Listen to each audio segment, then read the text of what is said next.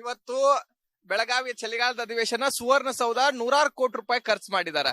BJP ಅವರಿದ್ರು, Congress ಅವರಿದ್ರು. ಇವು ಎರಡು ಪಕ್ಷದವ್ರು ಯಾವ ಇಲಾಖೆಗಳನ್ನು ಕೂಡ ಅಲ್ಲಿ ತರ್ಲಿಲ್ಲ. ನಾವು ಕೇಳ್ತಾ ಇದೀವಿ, ಅದು ದಿನನಿತ್ಯವೂ ಕೂಡ ಕೋಟ್ಯಾಂತರ ರೂಪಾಯಿ ವ್ಯರ್ಥ ಮಾಡ್ತಾ ಇದೀವಿ ಅದನ್ನ ನಿರ್ವಹಣೆಗೆ. ಬೆಳಗಾವಿ ಅವರೆಲ್ಲ ಬೆಂಗಳೂರಾಗ ಮನೆ ಮಾಡ್ಕೊಂಡದಾರ, ಅಲ್ಲಿಂದ ಇಲ್ಲಿಗೆ ಅಲ್ರಿ, ಬೆಂಗಳೂರಾಗ ಮನಿ ಮಾಡ್ಕೊಂಡವ್ರು ಶ್ರೀಮಂತರು, ಜನಪ್ರತಿನಿಧಿಗಳು, ಜನಸಾಮಾನ್ಯರೆಲ್ಲ ಮಾಡ್ಬೇಕು. ಇಲ್ಲಿಂದ ಸಾವಿರಾರು ರೂಪಾಯಿ ಖರ್ಚು ಮಾಡ್ಕೊಂಡು ಹೋಗ್ಬೇಕು, ಸಾವಿರಾರು ರೂಪಾಯಿ ಖರ್ಚು ಮಾಡ್ಕೊಂಡು ಬರ್ಬೇಕು. ಇಲ್ಲಿ ಪ್ರತಿ ತಿಂಗಳೂ ಬೇಕಾದ್ರೆ ತೆಗಿರಿ ಮಾಹಿತಿ ಅದ್ರೊಳಗ ಎಷ್ಟು ಖರ್ಚಾಗ್ತಾ ಇದೆ ಸುವರ್ಣಸೌಧ ನಿರ್ವಹಣೆಗಾಗಿ. ಇದ್ರ ಬಗ್ಗೆ ಯಾರು ಕೂಡ ಚಕ್ಕಾರಾಗ್ತಾ ಇಲ್ಲ.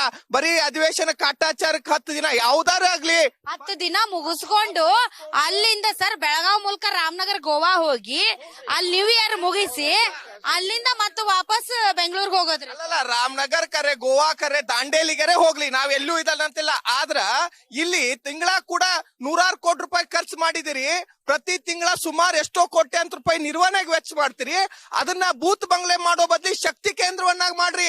ಇಡೀ ಉತ್ತರ ಕರ್ನಾಟಕದ ಜಿಲ್ಲೆಗಳಿಗೆ ಅನುಕೂಲ ಆಗ್ತದ, ಉತ್ತರ ಕರ್ನಾಟಕದ ನಿರುದ್ಯೋಗಿ ಯುವಕರಿಗೆ ಅನುಕೂಲ ಆಗ್ತದ. ಇವತ್ತು ಕೇಂದ್ರದ ಇಲ್ಲೇ ಪಕ್ಕದಲ್ಲಿರುವಂತ ಪ್ರಹ್ಲಾದ್ ಜೋಶಿ ಅವ್ರು ಏನ್ ಮಾಡತ್ತಾರ, ಬೆಳಗಾವಿ ವಿಮಾನ ನಿಲ್ದಾಣ ಮೇಲ್ದರ್ಜೆಯಿಂದ ಹಿಡ್ಕೊಂಡು ಸಾಕಷ್ಟು ವಿಮಾನಗಳನ್ನ ನಾವು ಇಲ್ಲಿ ಪಡ್ಕೊಂಡ್ರು ಕೂಡ ಇಲ್ಲಿದ್ ಕ್ಯಾನ್ಸಲ್ ಮಾಡ್ಕೊಂಡು ಬೇರೆ ಬೇರೆ ಜಿಲ್ಲೆಗೆ ಹಾಕೊಳ್ತಾ ಇದಾರ. ಅದ್ರ ಬಗ್ಗೆನೂ ಕೂಡ ಇಲ್ಲೇ ಮುಖಂಡರುಗಳ ಬಗ್ಗೆ ಅದ್ರ ಬಗ್ಗೆನೂ ಕೂಡ ವಿಚಾರ ಮಾಡ್ಬೇಕು. ಕಾಂಗ್ರೆಸ್ ಮುಖಂಡರು ಏನದಾರಲ್ರಿ, ಗೋರ್ಮೆಂಟ್ ಇವರು ಕುಮಾರಸ್ವಾಮಿಗೆ ಒಬ್ರು ಭೇಟಿ ಆಗಿಲ್ಲ. ಅವ್ರಿಗೆ ಸದ್ಯ ಆಲ್ರೆಡಿ ಬೆಳಗಾವ್ ಇದನ್ನ ಜಮೀನ್ ನೋಡ ಭೇಟಿನ ಆಗ್ಬೇಕೇನ್ರಿ ಸರ್ ಕೆಲ್ಸ ಮಾಡಕ? ಕೆಲಸ ಅಲ್ರಿ, ಇವ್ರು ಮಂಡ್ಯಕ್ ಹೋಗಿ ಮಣ್ಣಿ ಭೇಟಿ ಆಗಿದಾರು. ಆಫೀಸರ್ಗಳು ಒಬ್ರು ಬಂದಿಲ್ಲ ಅವ್ರ ಅಂತೇಳಿ ಭೇಟಿ ಆಗಕ್ಕೆ. ಇದು ಯಾವ ನ್ಯಾಯ ಹೇಳ್ರಿ ಮೇಡಮ್? ಒಂದು ಮಂಡ್ಯದೊಳಗಡೆ ಜಿಲ್ಲಾ ಏನ್ ಉಸ್ತುವಾರಿ ಮಂತ್ರಿಗಳು ಇರ್ತಾರೋ ಅವರನ್ನು ಕರ್ಕೊಂಡು ಕೆಡಿಪಿ ಸಭೆಯನ್ನ ಒಬ್ಬ ಕೇಂದ್ರ ಸಚಿವ ಕರೆದ್ರೆ ಅಲ್ಲಿ ಅಧಿಕಾರಿಗಳು ಹೋಗಲಾರದಂತೆ ರಾಜ್ಯ ಸರ್ಕಾರ ಮಾಡಿರ್ತಕ್ಕಂಥದ್ದು ಇಡೀ ಸರ್ಕಾರದೊಳಗಡೆ ಒಂದು ಕಪ್ಪು ಚುಕ್ಕೆ ಆಗಿರ್ತಕ್ಕಂಥದ್ದು. ನಾವು ಉತ್ತರ ಕರ್ನಾಟಕದ ಅಭಿವೃದ್ಧಿಯ ಹರಿಕಾರರಾಗಿ ಇವತ್ತು ಕುಮಾರಸ್ವಾಮಿಯನ್ನು ನೋಡ್ತೀವಿ. ಯಾಕಂತ ಕೇಳಿದ್ರೆ ಇಲ್ಲಿ ಒಂದು ಸುವರ್ಣಸೌಧ ಆಗ್ಬೇಕು ಮತ್ತು ಮೊದಲನೆಯ ಅಧಿವೇಶನವನ್ನ ಉತ್ತರ ಕರ್ನಾಟಕದಲ್ಲಿ ಮಾಡ್ಬೇಕಂತ ಪರಿಕಲ್ಪನೆ ಯಾರಾದ್ರೂ ಕೊಟ್ಟಿದ್ರೆ ಮೊದಲನೆಯ ಸಮ್ಮಿಶ್ರ ಸರ್ಕಾರ ಆಗಿರ್ತಕ್ಕಂಥ ಬಿಜೆಪಿ ಮತ್ತು ಜೆಡಿಎಸ್ ಸರ್ಕಾರ. ಅದಕ್ಕೆ ಯಾಕೆ ಇವತ್ತು ಅದಕ್ಕೆ ಬೆಲೆ ಬಾಳ್ ಬಂದಿದೆ ಅಂತಂದ್ರೆ, ಅಲ್ಲ ಸರ್, ಈಗ ಇರ್ಲಿ ಸರ್, ಈಗ ಬಿಜೆಪಿ ಜೆಡಿಎಸ್ ಕಾಂಗ್ರೆಸ್ ಮರ್ತು ಹೋಗೋಣ ಸರ್. ಈಗ ಸುವರ್ಣಸೌಧ ಕಟ್ಟಿಸಿ ಇಷ್ಟು ದಿನ ಆಯ್ತು, ಬೇಕು ಹನಿಮೂನ್ ಅಂತ ಹೇಳಿ ಒಂದ್ 10 ದಿನ ಬಂದು ಇಲ್ಲಿ ಚಳಿಗಾಲದ ಅಧಿವೇಶನ ಮಾಡಿ ಮತ್ತೆ ಹೋಗ್ತಾರ ಬಿಟ್ರೆ ಸರ್, ಅಲ್ಲಿ ಮಠ ಅಲ್ಲಿ ಮೂಸ್ ನೋಡೋರು ಯಾರು ಇರಲ್ರಿ ಸರ್. ಅಂತ ಸಂದರ್ಭದಲ್ಲಿ ಇಲಾಖೆಗಳಿಂದ ಶಿಫ್ಟ್ ಮಾಡಿ ಅಂತ ಉತ್ತರ ಕರ್ನಾಟಕದ ಬಹುದೊಡ್ಡ ಬೇಡಿಕೆ. ಅದ್ರ ಬಗ್ಗೆ ಸರ್ ಬರೀ ಅಧಿವೇಶನದ ಟೈಮಲ್ಲಿ ನಾವು ಬರ್ತೀವಿ, ಮಾತಾಡ್ತೀವಿ, ನೀವು ಮಾತಾಡ್ತೀವಿ, ಮತ್ ನಾವು ಹೊಳ್ಳೆ ಹೋಗ್ತೀವಿ, ನೀವು ಗಪ್ ಚುಪ್ ಆಗ್ಬಿಡ್ತೀರಿ ಸರ್. ಯಾಕೆ ಇಚ್ಛಾಶಕ್ತಿ ಇಲ್ಲ ನಮ್ಮ ಜನರಿಗೆ, ನಮ್ಮ ನಾಯಕರಿಗೆ?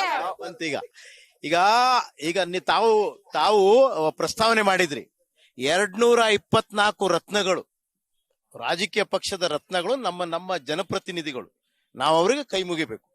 ತಾವು ಹೇಳಿದ್ರಿ ಈ ಎರಡೂ ರಾಜಕೀಯ ಪಕ್ಷಗಳನ್ನ ನನ್ನ ಪ್ರಕಾರ ಆಗಿ ರೈತ ಸಂಘದ ರೈತರು ನೋಡಿ, ಅವರು ನಮ್ಮ ನಿರುದ್ಯೋಗಿ ಹುಡುಗರಾಗ್ಲಿ, ರೈತರಾಗ್ಲಿ, ದುಡಿಯೋ ವರ್ಗ ಬದುಕಿಗಾಗಿ ಹೋರಾಟ, ಇವರು ಮಜಕ್ಕಾಗಿ ಹೋರಾಟ, ರಾಜಕೀಯ ಕುರ್ಚಿಗಾಗಿ ಹೋರಾಟ. ಈ ಪ್ರಜಾಪ್ರಭುತ್ವಕ್ಕೆ ಕಪ್ಪು ಚುಕ್ಕಿ ಹೋರಾಟಗಳು ಹೆಂಗೆ ಅಂತಂದ್ರೆ ಹೆಂಗಾಗ್ಬಿಟ್ಟದಂದ್ರೆ, ನಿಮ್ಗೆ ಆರಾಮ್ ಒಂದು ಟೆಂಟ್ ಹಾಕ್ತಾರ, ಆಮೇಲೆ ನೀರಿನ ವ್ಯವಸ್ಥೆ ಮಾಡಿರ್ತಾರ, ಆಹಾರದ ಪೊಟ್ಟಣ ಕೊಟ್ಟಿರ್ತಾರ. ನೀವು ಸರತಿ ಸಾಲಿನಲ್ಲಿ ಹೋಗಿ ಆ ಟೆಂಟಾಗ ಕುಂತು ನೀರು ಕುಡ್ದು ಊಟ ಮಾಡಿ ಒಂದ್ ಧಿಕ್ಕಾರ ಹಾಕಿ ಮತ್ತೆ ಹೊಳ್ಳಿ ವಾಪಸ್ ಟೈಮ್ ಸಂಜೆ ಆಗ್ತಿದ್ದಂಗ ಮತ್ತೆ ವಾಪಸ್ ಮನೆಗೆ ಬರೋದು. ಅದೇ ಆಗಿರೋದು ಬೆಳಗಾವಿ. ಈ ರಾಜಕೀಯ ಪಕ್ಷಗಳು ನಾನು 2 ದಿನದಿಂದ ನೋಡ್ತಿದೀನ್ರಿ, ಅದೇ ಆಗ್ತಿರೋದು. ಅದೇ ಟೆಂಟ್ ಕಪ್ಪು ಚುಕ್ಕೆ.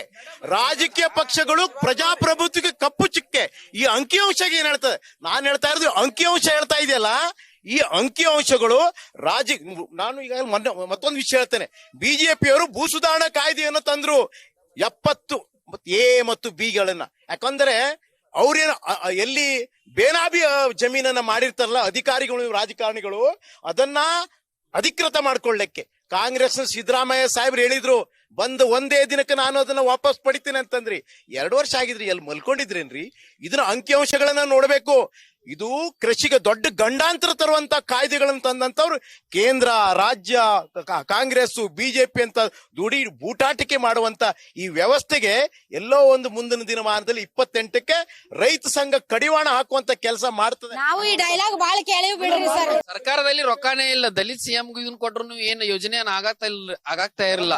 ಇವರ 224 ಮಂದಿ ಶಾಸಕರ ಟೈಮ್ ಪಾಸ್ಗಾಗಿ ಏನಿಲ್ಲ. ನಾವು ಓಟ್ ಹಾಕಿರ್ತಕ್ಕಂಥ ಭಿಕ್ಷೆ ಋಣ ವಿದ್ಯಾರ್ಥಿಗಳು ಇರ್ಲಿ, ರೈತರು ಇರ್ಲಿ, ಕನ್ನಡ ಪರ ಸಂಘಟನೆ ಇರ್ಲಿ, ಇವ್ರು 224 ಮಂದಿ 10 ದಿವಸಿಗೆ 2 ದಿವಸ ಆತ ಅಧಿವೇಶನ ನಡೆದ. ಬರೀ ಕಾಲಹರಣ ಮಾಡಿದಾರೆ. 2 ದಿವಸನಾಗ ಎಲ್ಲಾ ವಿಷಯಗಳನ್ನ ಚರ್ಚೆ ಮಾಡಬಹುದಾಗಿತ್ತ. ಇನ್ನೂ ಕೂಡ 9-8 ದಿವಸ ಇದನ್ನ ಮಾಡ್ತಾರ ಅವ್ರ.